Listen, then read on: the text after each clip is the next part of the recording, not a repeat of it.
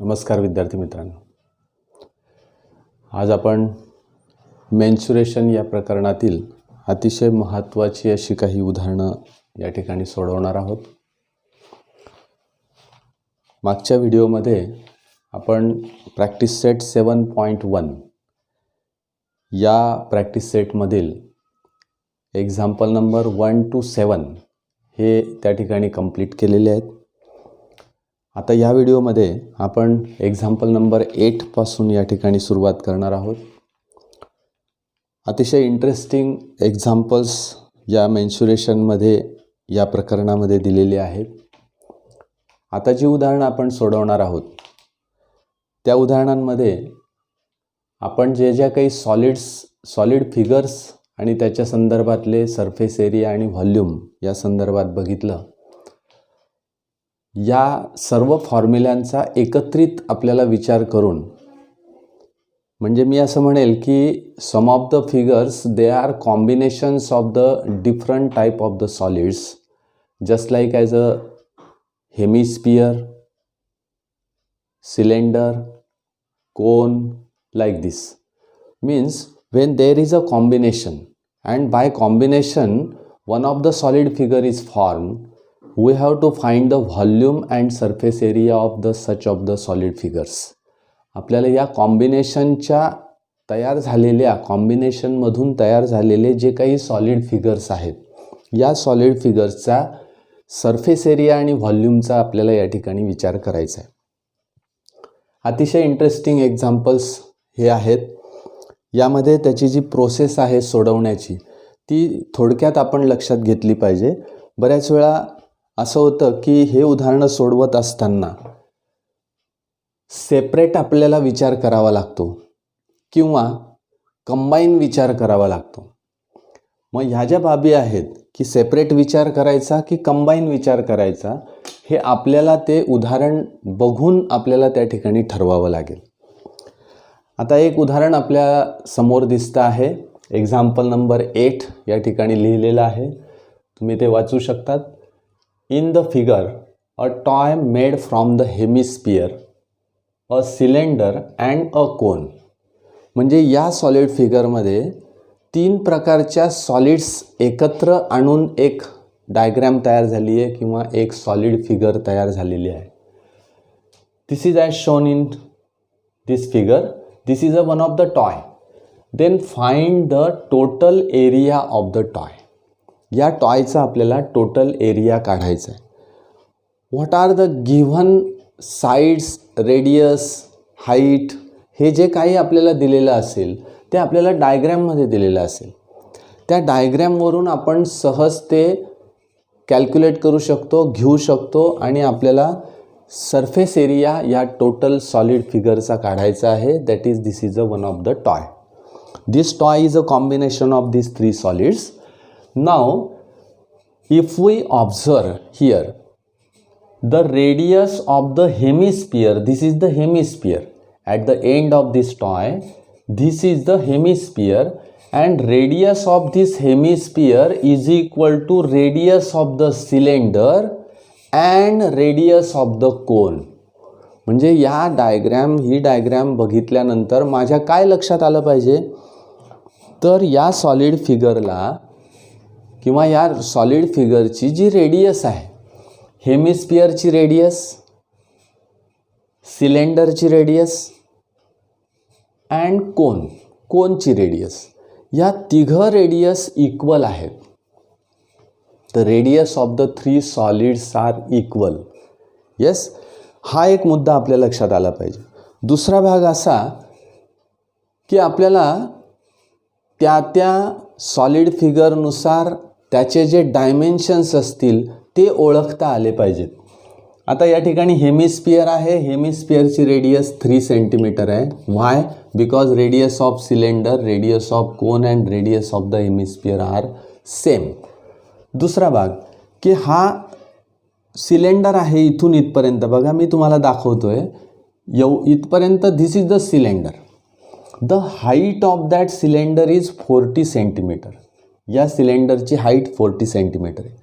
सिलेंडरसाठी मला काय लागणार? Radius and height. Yes, third solid figure, that is the cone. The radius of cone is 3 centimeter. The perpendicular height of the cone, this height of the cone is 4 centimeter. हे सगळे dimensions आपल्याला दिलेले आहेत. मग या सगळ्या डायमेन्शन्सचा विचार करून मला या सॉलिड फिगरचा काय काढायचा आहे, total surface area. We have to find total surface area. Now again observe that in the cone when we calculate the total surface area we must know the slant height. आपल्याला कोनच्या बाबतीत जर total surface area काढायचा असेल तर आपल्याला slant height लागते, किंवा कर्व्ड सरफेस एरिया काढायचा असेल तरीसुद्धा स्लॅन्ट हाईट लागते. येस, म्हणजे surface area of the cone केव्हाही कुठलाही तुम्हाला काढायचा असेल तर तुम्हाला स्लॅन्ट हाईट लागते. But here we have not given the slant height of the cone, and hence our first procedure is that we must find the slant height of the cone according to the given dimensions of the cone, that is the radius and perpendicular height. We know the relation between the radius, perpendicular height and slant height of the cone. On that basis we have to calculate the slant height of the cone, and after that we use the formulas to find out the surface area. Yes, now let us start to solve this example step by step. Now first here radius of cone. आता मी सुरुवातीला जे तुम्हाला माहिती सांगितली ती सगळी माहिती आपल्याला या ठिकाणी लिहायची आहे. रेडियस ऑफ, इथून सुरुवात करूया आपण. Radius of hemisphere is equal to radius of cylinder and is equal to radius of cone.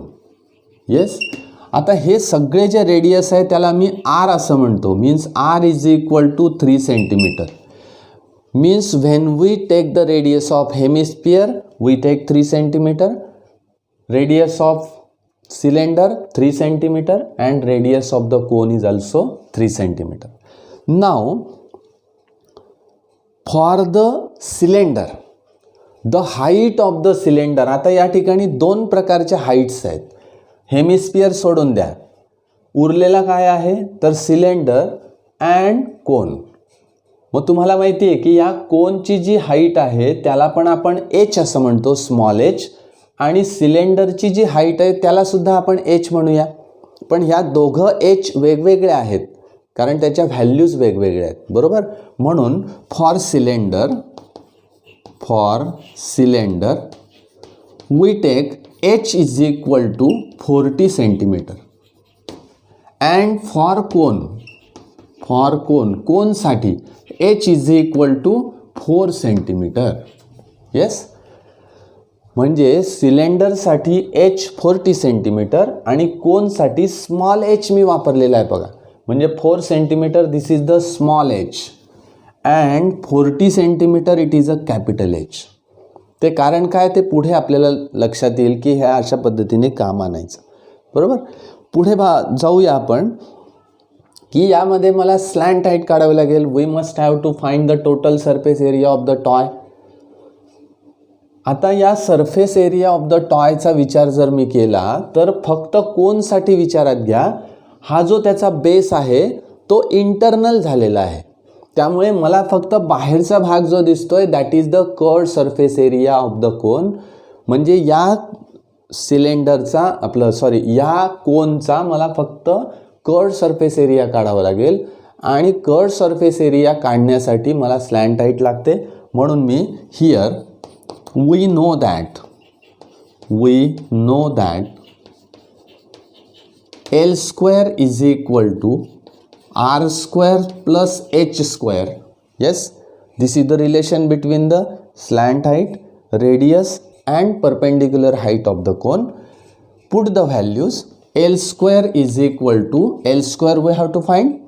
R square means R is 3 centimeter, that is 3 square plus 4 square is equal to 9 plus 16, that is L square, and hence L square is equal to 25, and calculate that L is equal to, taking the square root, we get 5 centimeter. Means the slant height of the cone is 5 centimeter. या कोनची slant height मला किती मिळाली? 5 centimetre. आता ही 5 centimetre मला slant height मिळाल्यानंतर मी असं विचार करतो की प्रत्येकाचा आता हेमिस्फिअरचा मला हा सरफेस एरिया काढायचा आहे. म्हणजे हेमिस्फिअरचा मला कर्ड सरफेस एरिया काढायचा आहे, बरोबर. सिलेंडरचा सुद्धा कर्ड सरफेस एरिया काढायचा आहे आणि या कोनचा सुद्धा मला कर्ड सरफेस एरियाच काढायचा आहे, बरोबर. म्हणजे curd surface area of the hemisphere, curd surface area of the cylinder and curved surface area of the cone when we add together. हे सगळे आपण एकत्र जर असे ॲड केले तर मला total surface area of the toy मिळणार आहे. Yes, means right here total surface area of toy is equal to, आता मी डायरेक्ट टोटल सरफेस एरिया काढणार आहे. काय काय काढणार मी? तर curved surface area of cylinder, curved surface area of cylinder plus सिलेंडरचा curved surface area, curved surface area of hemisphere and plus curved surface area of cone. Yes, when all these surface areas are added, we get the total surface area of the toy. Now write the formulas according to the given solid. या प्रत्येक solid जे आहे त्या सॉलिडनुसार formulas लिहायचे आहेत मला. Curved surface area of cylinder, how we write? 2 pi r h. Right here 2 pi r is same, that's why we write only small r for each solid. 2 pi r capital H because it is a cylinder, and for cylinder capital H is 40 centimeter. Curved surface area of hemisphere, curved surface area of hemisphere, that is 2 pi r square, 2 pi r square plus curved surface area of the cone. How we find the curved surface area? Pi r l. So right here pi r l. Yes. Now which number or which letter we have to take common here? That is 2. Only we take here pi is common. Pi is common. Again r is common. Pi r is common. Yes, means pi r in bracket 2h. Yes, pi r is common, 2h plus pi r is common means 2r, and plus pi r is common means only we take here L. Yes, now put the values is equal to pi r. Pi means 22/7. Yes, into radius is 3 centimeter. Radius is 3 centimeter. 2 into h, capital H is 40 centimeter, plus 2 into radius is 3 and plus slant height is 5. Yes,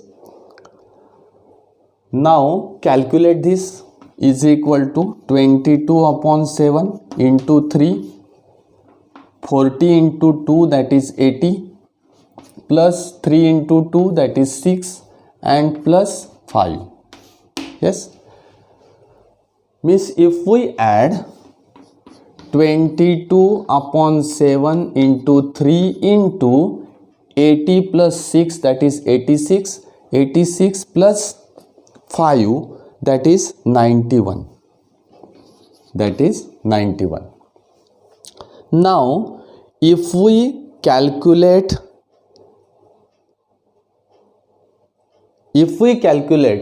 22/7 into 3 into 91 and we will get, आपल्याला काय मिळेल हे calculate केल्यानंतर?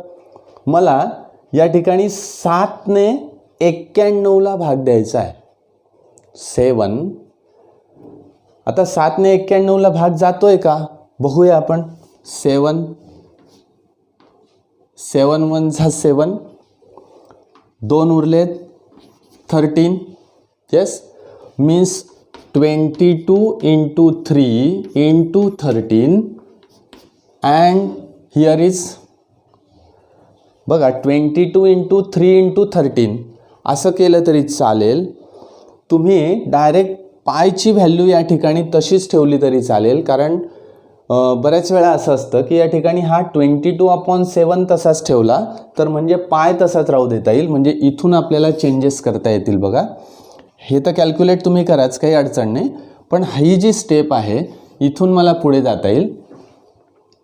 हा जो 22/7 मी किंमत टाकलेली आहे तो तसाच ठेवायचा, इंटू 3 इंटू यांची बेरीज किती येते 91. तुम्ही जर हे गुणाकार केला तर 3 and 2 7 म्हणजे 273 पाय अशा प्रकारे सुद्धा आपण लिहू शकतो, किंवा तुम्ही अशा पद्धतीने कॅल्क्युलेट या ठिकाणी करू शकता. बरोबर, म्हणजे या ठिकाणी तुम्हाला दोन्ही पद्धती आहेत. तुम्ही डायरेक्ट व्हॅल्यू काढू शकतात किंवा 273 पाय असंही त्या ठिकाणी लिहू शकतात. yes, this is centimeter square because it is a surface area, म्हणून हा सरफेस एरिया. म्हणजे हे दोघंही पद्धती सांगण्याचा उद्देश असा की तुम्हाला ज्या पद्धतीने इथे 22/7 मी किंमत टाकली हरकत नाही, 7 ने या ठिकाणी भागता येईल, ओके, काही हरकत नाही. पण तरीही तुम्हाला जर अशा पद्धतीचा आन्सर अपेक्षित असेल, कारण बऱ्याच वेळा असं असतं की ऑब्जेक्टिव्ह टाईप क्वेश्चन्समध्ये एक तर अशा पद्धतीचे ऑप्शन्स दिलेले असतात किंवा नंबर दिलेला असतो डायरेक्ट, म्हणजे पायची व्हॅल्यू टाकून तुम्हाला कोणत्याही प्रकारे ते कॅल्क्युलेट त्या ठिकाणी करता येईल. ओके, म्हणजे हे उदाहरण एकत्रितपणे आपण सोडवलेलं आहे. म्हणजे या ठिकाणी मी सेपरेट सोडवलं नाही. मी जर सेपरेट केलं असतं तर हेमिस्फिअरचा आधी सरफेस एरिया काढून घेतला असता, म्हणजे प्रत्येक ठिकाणी मला मल्टिप्लिकेशन करत बसावं लागलं असतं. ओके, सिलेंडरसाठी मला वेगळं कॅल्क्युलेशन करावं लागलं असतं, कोनसाठी मला वेगळं कॅल्क्युलेशन करावं लागलं असतं. असं न करता आपण डायरेक्ट त्या ठिकाणी कंबाईन फॉर्म्युला या ठिकाणी वापरला आहे. ओके, आता आपण पुढचा एक कॉम्बिनेशनचा भाग बघूया. त्या ठिकाणी काही जे प्रॅक्टिकल्स एक्झाम्पल्स आहेत ते प्रॅक्टिकल एक्झाम्पल अतिशय सोपे आहेत, ते सहज आपल्याला त्या ठिकाणी सोडवता येतात. Example number 9. या एक्झाम्पल नंबर 9मध्ये आपल्याला जो भाग या ठिकाणी दिलेला आहे तो अतिशय व्यावहारिक आहे. एक्झाम्पलच ते व्यावहारिक आहे. असं म्हटलं आहे, in the figure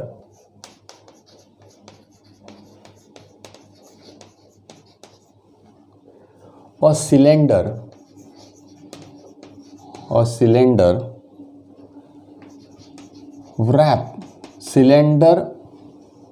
cylindrical wrapper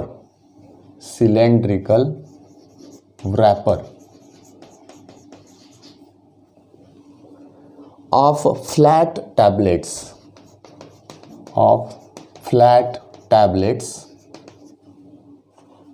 is shown. Yes, the radius of tablet is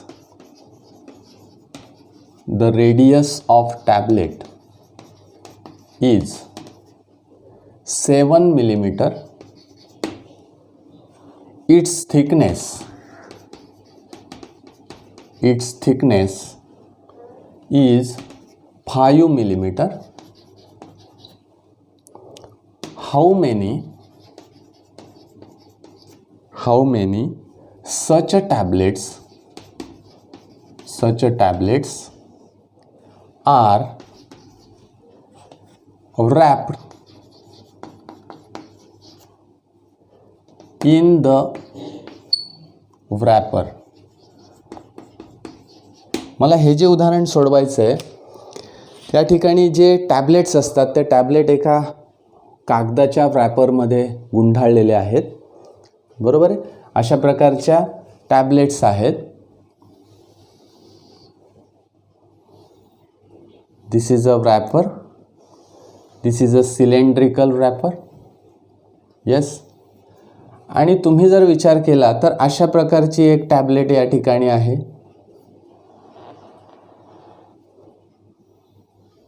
yes, अशा प्रकारची एक टॅबलेट या ठिकाणी आहे. नंतर याला जोडून लगेच दुसरी एक टॅबलेट या ठिकाणी ठेवली गेलेली आहे. हे मी मुद्दामून तुम्हाला असं दाखवतो की या ठिकाणी अशा एक एक टॅबलेट्स या ठिकाणी ठेवल्या गेल्या आहेत त्या रॅपरमध्ये आणि ते गुंडाळलेले. मला काही डायमेन्शन्स दिलेले आहेत. Height of the tablet. बघा आता आपण उदाहरण वाचूया पुन्हा, आपल्या लक्षात येईल की in the figure a cylindrical wrapper of flat tablets is shown. अशा प्रकारच्या फ्लॅट टॅबलेट्स आहेत. द रेडियस ऑफ टॅबलेट म्हणजे अशा प्रकारच्या टॅबलेट्स या ठिकाणी ठेवलेल्या आहेत. फ्लॅट टॅबलेट्स म्हटलेलं आहे. अशी एक टॅबलेट आहे, ठीक आहे. अशी एक टॅबलेट आहे, या ठिकाणी टॅबलेट्स ठेवलेले आहे. The radius of tablet is 7 millimetre. या टॅबलेटची जी रेडियस आहे, समजा ही टॅबलेट अशा प्रकारची आहे. इथे या ठिकाणी मी पुन्हा एक डायग्राम काढतो म्हणजे आपल्या लक्षात येईल. या टॅबलेटची जी रेडियस आहे ती किती आहे?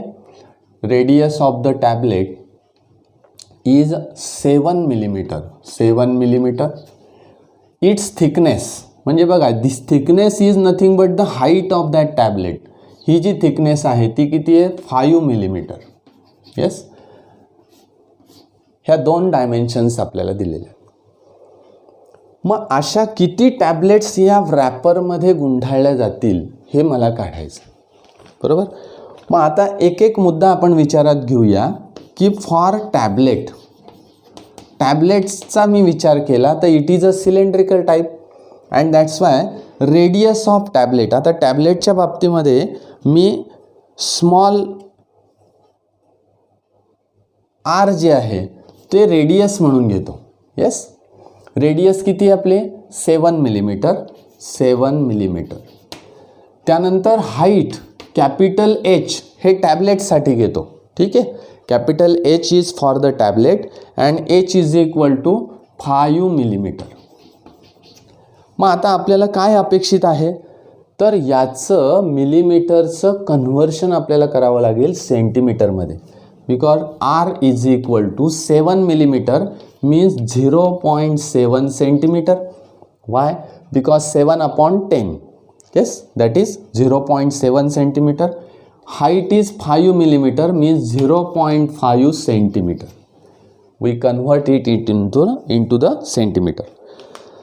आता हे टॅबलेटचा विचार केला आपण. अशा एक एक टॅबलेट एकमेकांवर आपण जर ठेवल्या तर आपल्याला या ठिकाणी एक सिलेंडर तयार होते असं त्यांचं म्हणणं आहे, बरोबर. Now if we put the tablets on each other we will get a cylindrical type or cylinder. We get the cylinder. काढायचं काय तर how many such tablets are placed. आता अशा प्रकारच्या टॅबलेट्स किती प्लेस केल्या जातील, किती.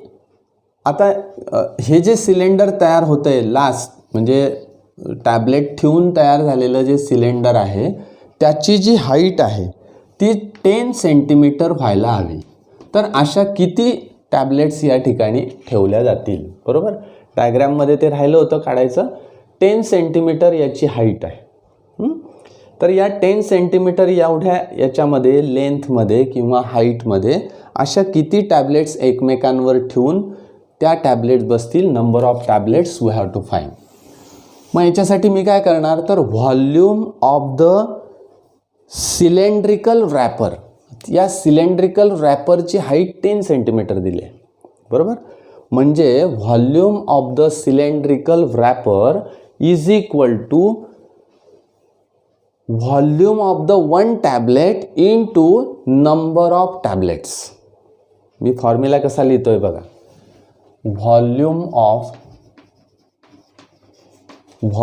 Of cylindrical wrapper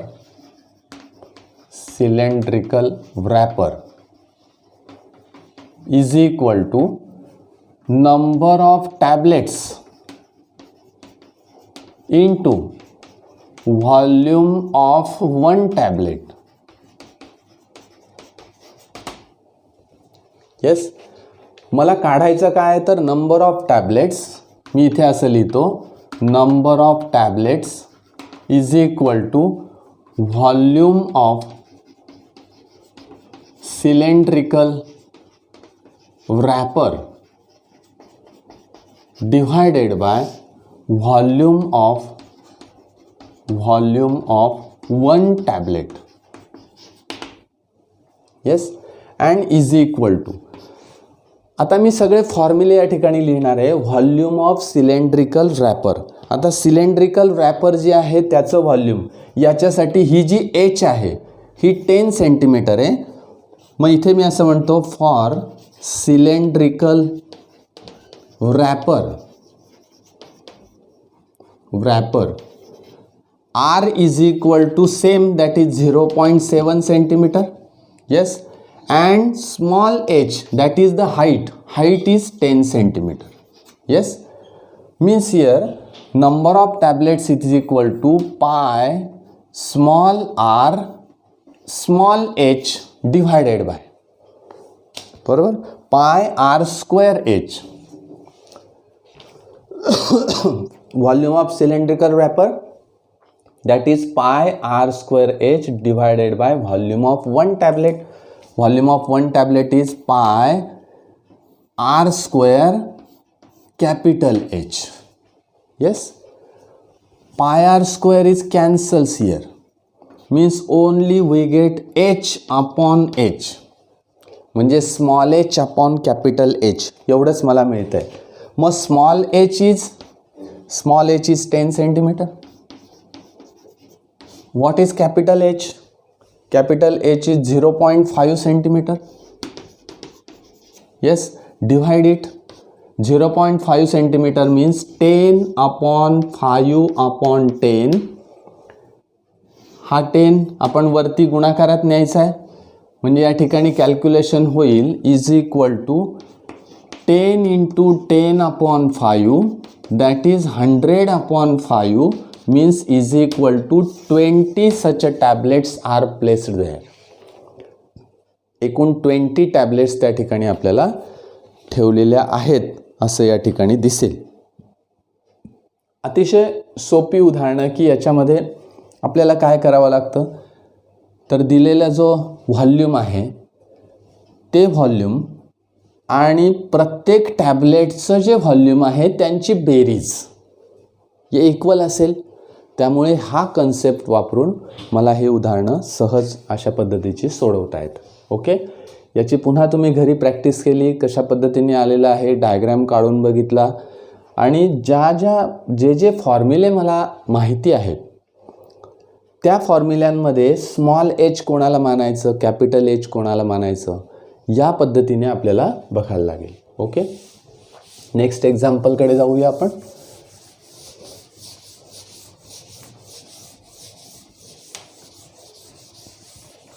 next example आपल्याला अशाच पद्धतीचं पुन्हा कॉम्बिनेशनच दिलेलं आहे. There is a combination of the hemisphere and cone. Hemisphere आणि कोन याचं ते कॉम्बिनेशन आहे. As shown in figure it is a toy. मी या ठिकाणी तुम्हाला ती एक फिगर काढून दाखवतो. अशा पद्धतीची फिगर दिली आहे. This is a combination of a cone. हा एक कोन आहे आणि या ठिकाणी एक हेमिस्फियर दाखवला आहे. Yes, it is a hemisphere.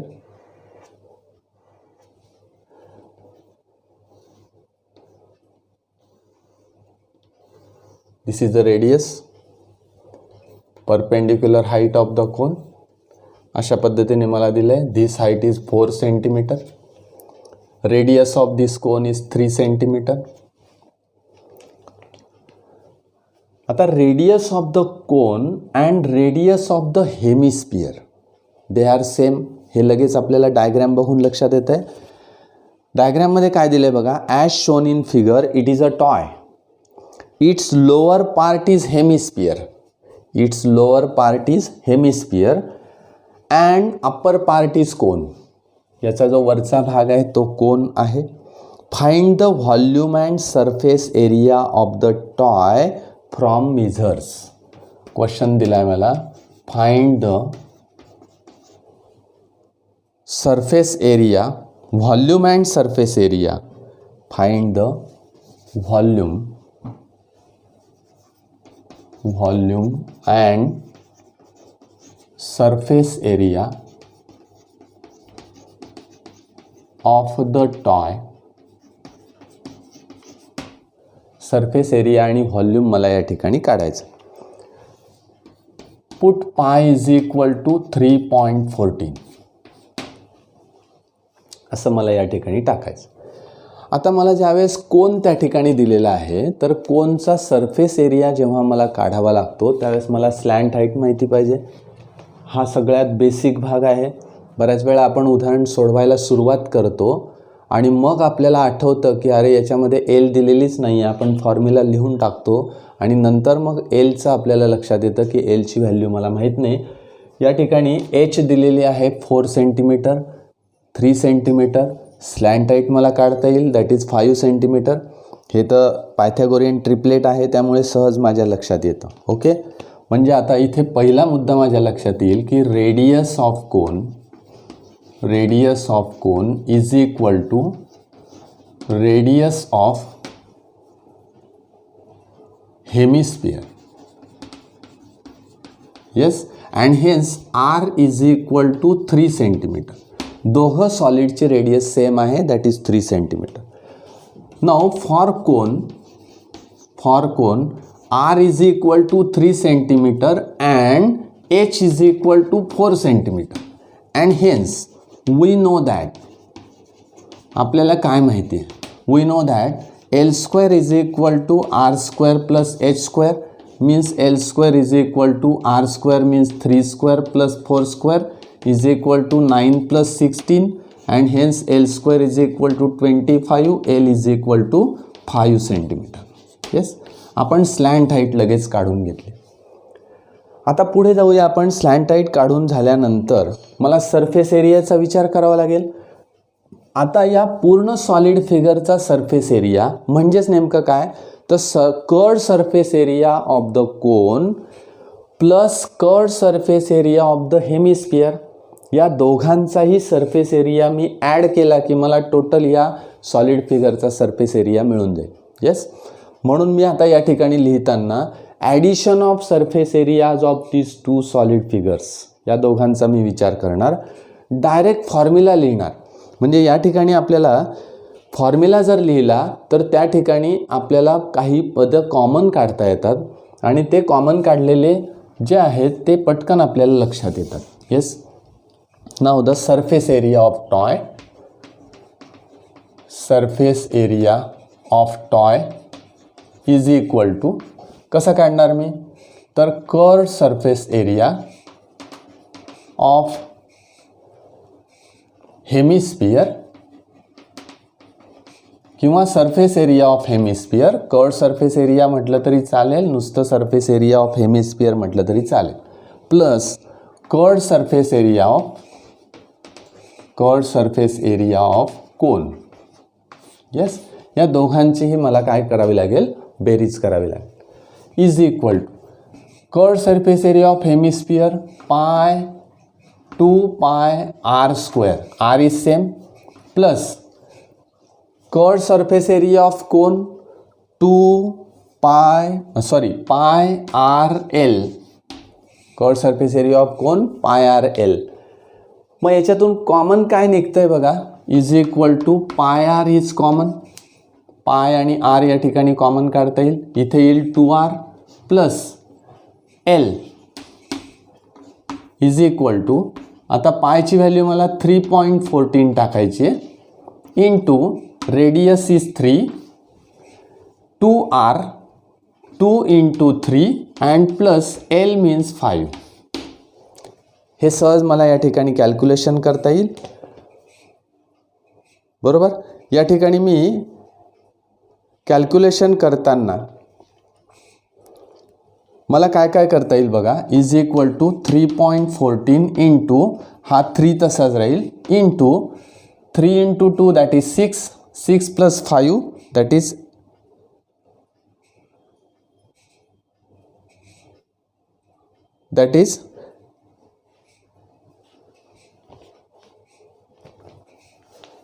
6 plus 5 that is 11 is equal to 3.14 into 33. Yes, मला यांचा गुणाकार करावा लागेल. 3.14 into 33 याचा जर मी गुणाकार केला तर 103.62 इतके centimeter square.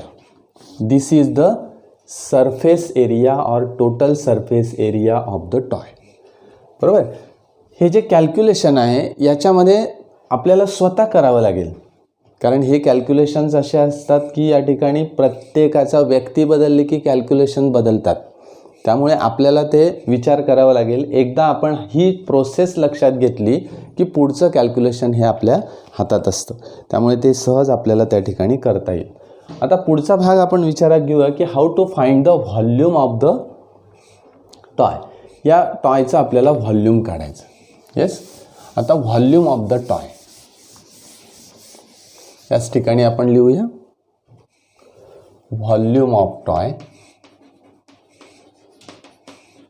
Is equal to volume of hemisphere and plus volume of cone. या दोघांची मला पुन्हा या ठिकाणी काय करायची आहे, बेरीज. पुन्हा आपण त्या ठिकाणी फॉर्म्युलेज लिहूया. आता व्हॉल्यूम ऑफ हेमिस्फियर त्याचा फॉर्म्युला मला लिहावा लागेल 2/3 pi R cube. 2/3 pi R cube plus volume of cone 1/3 pi R square H. Yes, is equal to, आता या ठिकाणी कॉमन मला काय काय काढता येईल. 1/3 कॉमन काढता येईल. येस, नंतर पाय कॉमन आहेच. येस, पाय. नंतर आर स्क्वेअर, बघा आर क्यूब आहे इथे, आर स्क्वेअर आहे म्हणजे आर स्क्वेअर कॉमन काढता येईल इन ब्रॅकेट. आता ब्रॅकेटमध्ये काय काय उरेल, तर या ठिकाणी उरेल हा 2 उरेल आणि आर उरेल 2r प्लस हा 1/3 इथे आलेला आहे, पाय इथे आलेला आहे, आर स्क्वेअर आहे आणि फक्त एच. इतकं हे सिम्पल कॅल्क्युलेशन त्या ठिकाणी होतं. Is equal to 1/3 into pi means 3.14 into R square. R square means 3 into 3. बघा मी लिहिताना सुद्धा 3 स्क्वेअर असं लिहिलं तरी चालेल, पण 3 इंटू 3 आपण लिहूया in bracket 2 into 3 and plus what is H, perpendicular height is 4. Yes, अशा पद्धतीने कॅल्क्युलेशन मी या ठिकाणी केलं. इज इक्वल टू हा 3 आणि 3 कॅन्सल होतो. इथे उरतं 3.14 इंटू हा 3 into 3 into 2 that is 6, 6 plus 4 that is 10 means 10 is equal to, आता 10 इंटू 3.14 यांचा गुणाकार केला तर मला मिळतो 31.4. एक घर फक्त सरकेल and into 3 is equal to यांचा प्रॉडक्ट मी घेतला तर 94.2 centimeter cube and this is the volume of the toy. या टॉयचं व्हॉल्यूम मला मिळालं 94.2 सेंटीमीटर. आता हे ज्या ज्या ठिकाणी आपल्याला अशा प्रकारचं कॉम्बिनेशन दिलेलं आहे त्या कॉम्बिनेशननुसार आपण सहज त्या ठिकाणी कॅल्क्युलेशन करू शकतो. ओके, नेक्स्ट एक्झाम्पलकडे आपण जाऊया.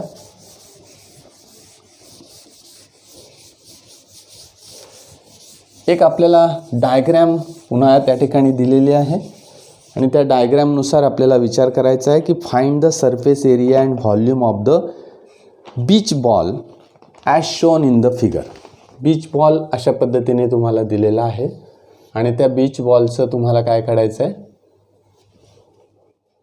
Volume, surface area and volume. Yes, अशा प्रकारचा बीच बॉल आहे.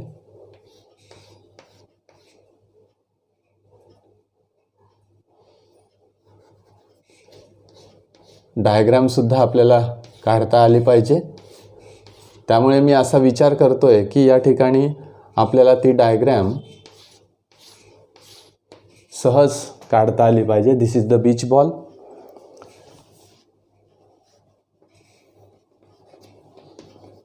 (42 centimeter). This is the diameter of that beach ball.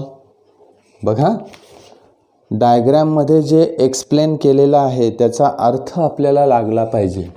मी सरळ अशा पद्धतीने मार्किंग केलेलं आहे. याचा earth this is the diameter of the beach ball. या बीच बॉलचा तो डायमीटर आहे. मग आता या आपल्याला काय काय काढायचं आहे तर find surface area and volume of the beach ball. याचा सरफेस एरिया आणि व्हॉल्यूम काढायचं. मग काय काय दिलेलं आहे डायग्रॅममध्ये, diameter is equal to diameter that is D is equal to 42 centimeter. Yes. Now what is the radius, radius is equal to 21 centimeter. Radius is half of the diameter, means radius is 21 centimeter. Now surface area of the beach ball. अगदी plain आपल्याला उदाहरणं सोडवायची आहेत. Surface area is equal to surface area of sphere मला विचारात घ्यायचं आहे 4πr². म्हणून इथे 4 इंटू पायची व्हॅल्यू मला टाकायची 22/7 इंटू r².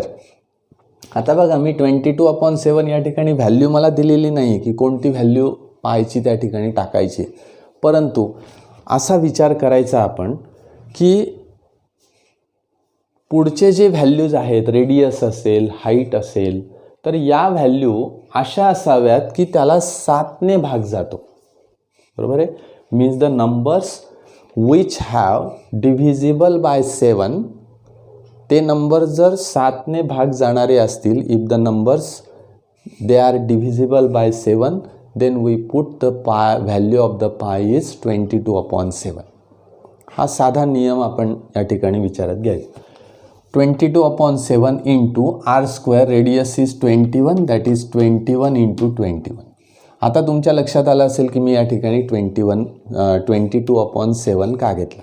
ओके, म्हणजे या ठिकाणी मला पुन्हा भाग देता येईल. 7 here is 3 is equal to 4 into 22 that is 88 and into that is 63. 63 कुठून आला, 3 into 21 that is 63 is equal to, यांचा गुणाकार केला मी तर मला मिळेल 5544 centimetre square and this is the surface area of the beach ball. yes, हा त्याचा सरफेस एरिया मला मिळेल. दुसरा भाग तुम्ही 3.14 टाकून पण करू शकतात. 3.14 टाकून तुम्हाला ती व्हॅल्यू जी आहे ती थोडंसं त्याच्यामध्ये चेंजेस होतील. म्हणजे if we put the value of pi that is 3.14 we will get 5538.96. थोडासा फरक आपल्याला त्या ठिकाणी दिसेल. मग आता प्रश्न असा पडला की उदाहरण सोडवताना परीक्षेमध्ये हे उदाहरण आलं तर सर आम्ही 22/7 व्हॅल्यू टाकायची की 3.14 टाकायची. आपण जो नियम केला की 7ने भाग जात असेल पुढच्या संख्यांना, म्हणजे रेडियस असेल, हाईट असेल, तर आपण सरळ 22/7 ही व्हॅल्यू टाकायची. हरकत नाही, हा नियम आहे. पण 3.14 त्या ठिकाणी व्हॅल्यू जर मला टाका असं म्हटलं असेल एक्झाम्पलमध्ये तर आपण ही व्हॅल्यू टाकायची नाही. बरोबर. तिथे काहीच म्हटलं नाही तर ही व्हॅल्यू टाकली तरी चालते. आणि अशा पद्धतीने एक्झाम्पल आणि त्याचा ॲन्सर आलेलं आहे तर ते ॲप्लिकेबल असतं, ते बरोबर असतं, त्याच्यामध्ये काहीही चूक होत नाही. ठीक आहे. मग आता या उदाहरणात जर तुम्ही 3.14 किंमत टाकून सोडवून बघा काय ॲन्सर येतं. ते ॲन्सर असेल ते आणि हे याच्यामध्ये थोडासा फरक असेल. Yes. Now let us find the volume. Volume is equal to, what is the formula to find the volume? 2/3 pi R cube. Yes, is equal to 2/3 pi means 3.14. आता या ठिकाणी 3.14 टाकतो मी. ठीक आहे. Into R cube. R cube means 21 × 21 × 21. आता या ठिकाणी बरेच कॅल्क्युलेशन्स असतात, कारण 21चा क्यूब करायचा, 3ने याला तर भाग जाईलच, त्यामुळे काही अडचण नाही. 3 × 21 बरोबर, 7 × 2 = 14. आणि मग हा एवढा गुणाकार मला करावा लागेल. तो करणं आपल्याला तो अपेक्षितच आहे आणि तो तुम्हाला करावाच लागेल. त्याच्यातून तुमची सुटका नाही, तुम्हाला तो करावाच लागेल. तुम्ही जर हा गुणाकार केला तर मिळेल 38772.72 सेंटीमीटर क्यूब. तुम्ही जर गुणाकार केला तर असा मिळेल 38,772.72 सेंटीमीटर क्यूब. व्हॉल्यूम आहे म्हणून मी या ठिकाणी क्यूब असं लिहिलेलं आहे. ओके. तर अशा पद्धतीने एक्झाम्पल्स आपल्याला या ठिकाणी सोडवावे लागतात. ठीक आहे. आता एक लास्ट एक्झाम्पल आहे आपलं, एक्झाम्पल नंबर 12. त्याच्याबद्दल आपण विचार करूया.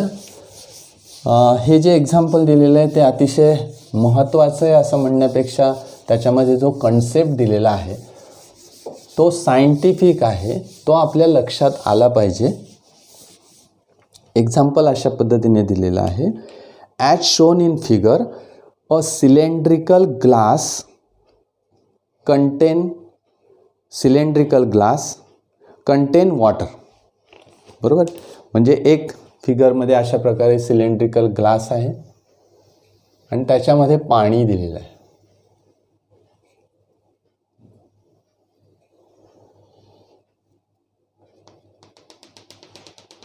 अशा पद्धतीने दिलं आहे.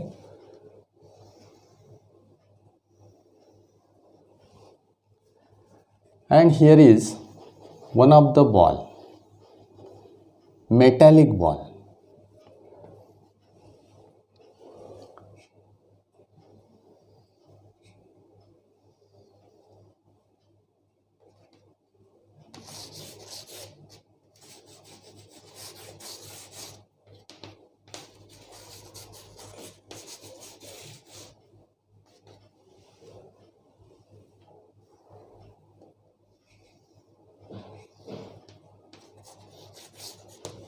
लक्षात आलं असेल आपल्या. As shown in figure, a cylindrical glass contain water. A metal sphere of diameter 2 cm is immersed. Metal sphere of diameter 2 cm is immersed in it. Find the volume of the water. Find the volume of water. काय काय केलेलं आहे तर a metallic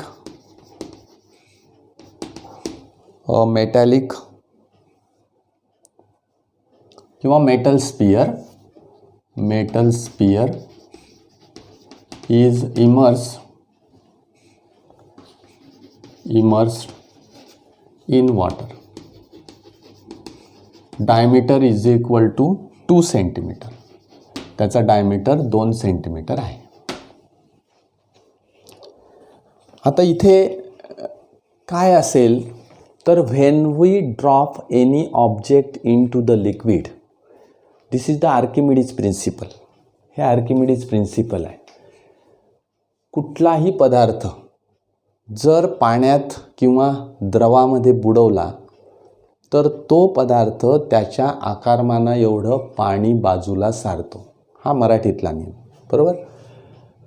Archimedes says that if we immerse any object into the water, it displaces, or water or liquid, it displaces the liquid is equal to its own volume.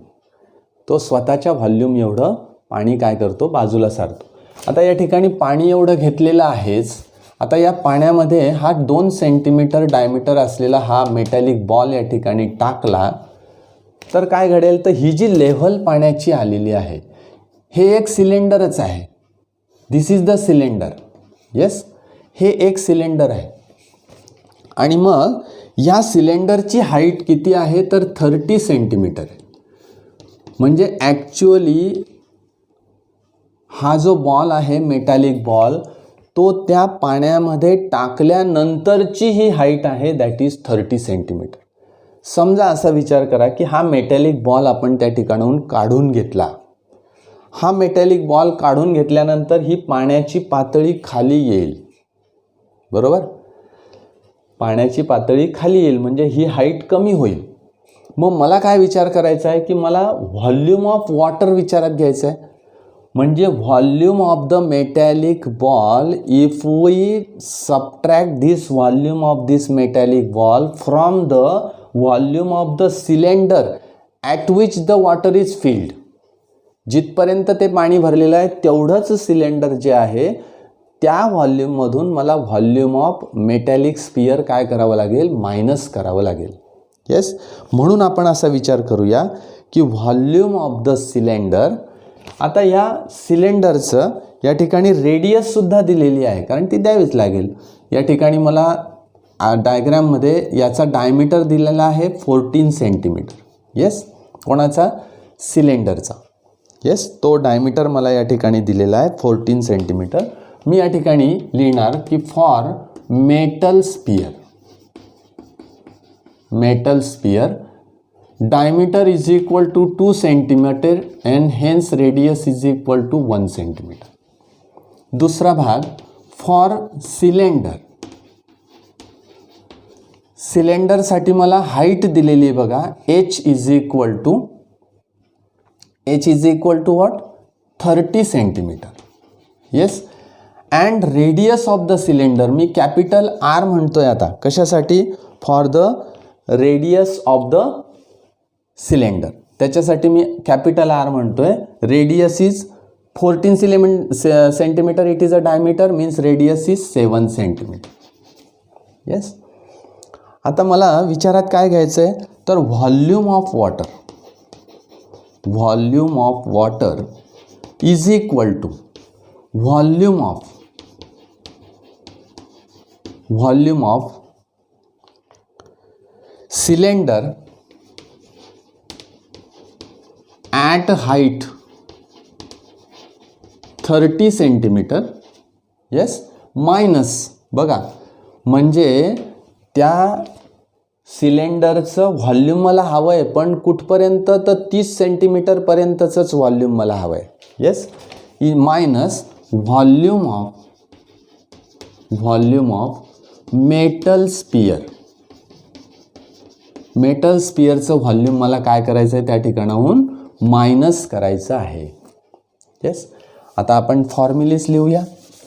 फॉर्म्युलीज लिहून ते calculation केलं की मला volume of the water which is filled in that cylinder हे मला त्या ठिकाणी मिळेल. म्हणजे ॲक्च्युअल पाण्याचं व्हॉल्यूम किती आहे तेवढंच मला फक्त काढायचं आहे.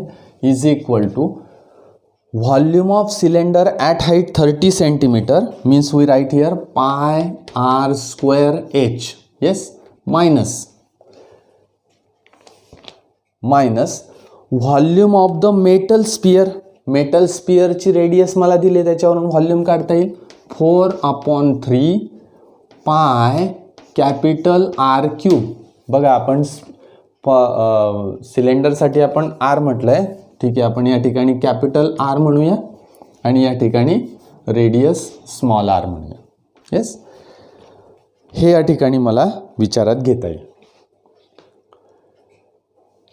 आता व्हॅल्यूज टाकूया. मला कॉमन काय काढता येतं बघूया. कॉमन फक्त पाय काढता येतं. इथे काय काय उरेल, capital R square H minus 4/3 into R cube, small R cube. Yes.